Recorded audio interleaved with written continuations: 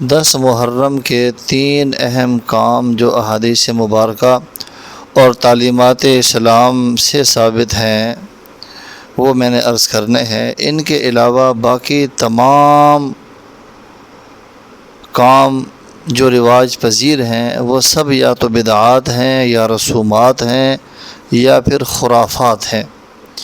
3 اہم کام، ان میں سے پہلا کام یہ ہے، حدیث پاک میں آتا ہے، نبی کریم صلی اللہ علیہ وسلم نے فرمایا، محرم اللہ تبارک و تعالیٰ کا مہینہ ہے، اس میں ایک دن 10 محرم ایسا ہے جس میں اللہ تبارک و تعالیٰ نے ایک قوم یعنی بنی اسرائیل کی توبہ قبول فرمائی، اور اسی طرح اسی دن اللہ تبارک و تعالیٰ دوسری قوموں کی بھی توبہ قبول فرمائے گا۔ تو پہلا کام توبہ کرنا، استغفار کرنا، اور دوسرا کام روزہ رکھنا۔ نبی کریم صلی اللہ علیہ وآلہ وسلم نے ارشاد فرمایا کہ میں اللہ تبارک و تعالیٰ سے یہ امید رکھتا ہوں کہ وہ یوم عاشوراء یعنی 10 محرم کے روزے کی برکت سے گزشتہ سال کے گناہوں کا کفارہ بنا دے گا۔ تو جو 10 محرم کو روزہ رکھے گا، اللہ تبارک و تعالیٰ سے نبی علیہ السلام یہ امید فرما رہے ہیں کہ اس کے گزشتہ سالوں کا وہ کفارہ بن جائے گا۔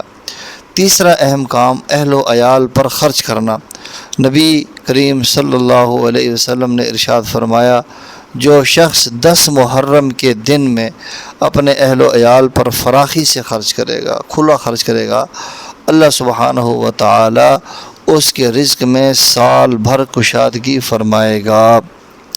تو یہ 3 اہم کام ہیں جو احادیث مبارکہ سے ثابت ہیں۔